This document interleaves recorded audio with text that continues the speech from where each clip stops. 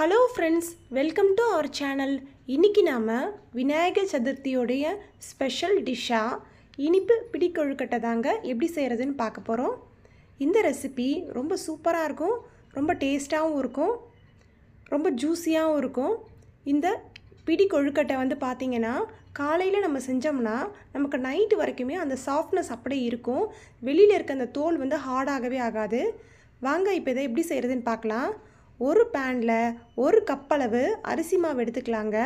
இது நான் கடையில் வாங்கியிருக்க அரிசி மாவு தான். இந்த அரிசி மாவு கடையில் வாங்கியிருந்தாலும் நம்ம லைட்டாக வறுத்துக்கிட்டால் நமக்கு நல்லா இருக்குங்க. இல்லாட்டி நீங்கள் வீட்லேயே பச்சரிசி மாவை கடையில் கொடுத்து அரைச்சி அதை நம்ம யூஸ் பண்ணிக்கலாம். இப்போ இதை நான் ஒரு 5 நிமிஷம் நல்லா வறுத்துக்கிறேன். இதிலேருந்து நல்ல வாசனை நமக்கு வரும். இப்போ நமக்கு நல்லா வாசனை வருது. இப்போ இதை நமக்கு விரலில் எடுத்து பார்த்தோம்னா நல்லா நமக்கு டிஃப்ரென்ஸ் தெரியும். இப்போ நல்லா வறுபட்டுருச்சு. இப்போ இது ஓரமாக வச்சிடலாம். அடுத்து ஒரு பேனில் 3/4 கப் அளவு வெல்லம் சேர்த்துக்கலாங்க. 1 கப் அளவு தண்ணி சேர்த்துக்கலாங்க. சேர்த்துட்டு அதை நல்லா கலந்து விட்டுக்கலாம். இதுக்கு பாகுபதம் எதுவும் தேவையில்லை, நல்லா கரைஞ்சால் மட்டும் போதுங்க. நான் வெல்லம் வந்து பழைய வெல்லம் எடுத்திருக்கேன், அதனால் இது டார்க் கலராக இருக்குது பாருங்கள். நீங்கள் புது வெல்லம் வாங்கினீங்கன்னா நல்லா லைட் கலரில் இருக்கும், உங்களுக்கு ஒயிட்டாக இருக்க மாதிரி தெரியும். இப்போ நமக்கு வெல்லம் நல்லா கரைஞ்சிருச்சு. இது கொஞ்சம் மீடியமான பதத்தில் நம்ம வடிகட்டி எடுத்து வச்சுக்கலாம். இப்போ மண் தூசி இருந்தால் இதில் பாருங்கள் ஃபில்டர் ஆயிடுச்சு. இது ஒரு பக்கம் இருக்கட்டும். அடுத்து ஒரு பேனில் 1 டேபிள் ஸ்பூன் அளவு நெய் சேர்த்துக்கலாங்க. நெய் நல்லா மெல்ட் ஆன உடனே 1/4 கப் அளவு கருப்பு எள்ளு சேர்த்துக்கலாம், இல்லைனா வெள்ளை எள்ளு எதனாலும் சேர்த்துக்கலாங்க. இது நல்லா ஒரு 2 நிமிஷம் நல்லா வறுத்து எடுத்துக்கலாம். இது வறுபடும் போது நல்லா பொரிஞ்சு வரும். இப்போ நல்லா பொரிஞ்சிக்கிட்டு இருக்கு பாருங்கள்.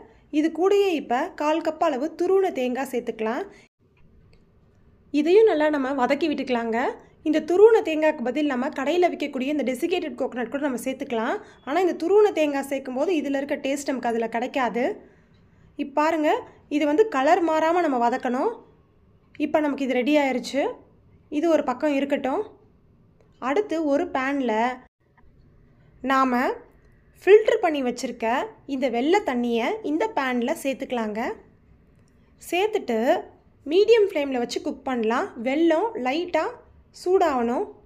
இப்போ வெல்லம் சூடான உடனே நாம் வறுத்து வச்சுருக்க அரிசி மாவை இதோடு சேர்த்துக்கலாங்க. சேர்த்துட்டு இதை நல்லா கலந்து விட்டுக்கலாம். இப்போ இதை கைவிடாமல் நல்லா கலந்து விடணும். அப்போ தான் கட்டி விழுகாமல் நம்ம கலந்து விடலாம். கட்டி விழுந்துச்சுன்னா அது நமக்கு கிளற வராது. பாருங்கள், இப்போ அரிசி மாவும் வெள்ளை தண்ணியும் நல்லா கலந்துருச்சு. பேனில் ஒட்டி இருக்குது. இது வந்து பார்த்திங்கன்னா பேனில் நல்லா ஒட்டாமல் வரணும். அது வரைக்கும் நம்ம இது மாதிரி கலந்து விட்டுக்கலாம். இப்போ இது கூட நம்ம வறுத்து வச்சுருக்க துருவிய தேங்காயும் எள்ளையும் சேர்த்துக்கலாங்க. இந்த கொழுக்கட்டைக்கு நாம் இந்த 1 டேபிள் ஸ்பூன் நெய் சேர்த்துருக்கோம். நெய் பிடிக்காதவங்க நீங்கள் 1 டேபிள் ஸ்பூன் அளவு நல்ல நெய்யில் நம்ம வறுத்து போட்டுக்கலாம். இப்போ பாருங்கள், இது நல்லா பேனில் ஒட்டாமல் வந்திருக்கு. நீங்கள் பேன் இல்லைன்னா அடி கனமான பாத்திரத்தில் வச்சு இதே மாதிரி செய்யும்போது உங்களுக்கு இந்த மாதிரியே பக்குவத்தில் உங்களுக்கு வந்துடும்.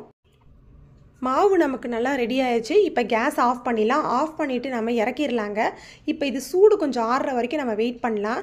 நம்ம கை பொறுக்கிற சூடு இருக்கும்போது நம்ம நல்லா வந்து இந்த மாவை கொஞ்சம் பிசைஞ்சு கொடுத்துக்கலாம். ஃபுல்லாக ஆற விட்டுறக்கூடாது. இப்போ இந்த மாதிரி நம்ம பிசையும் போது மாவு நல்லா சாஃப்டாக இருக்கும், கையிலையும் ஒட்டாது, நல்லா நமக்கு கொழுக்கட்டை பிடிக்கிறதுக்கும் சூப்பராக வரும். இங்கே பாருங்கள், இப்போ நம்ம கொழுக்கட்டையை சாதாரணமாக கையில் வச்சு லைட்டாக ஃபிங்கரை வச்சு ப்ரெஸ் பண்ணாவே சூப்பராக நமக்கு அழகாக வருது. இதை நம்ம ஒரு பிளேட்டுக்கு வச்சிடலாம்.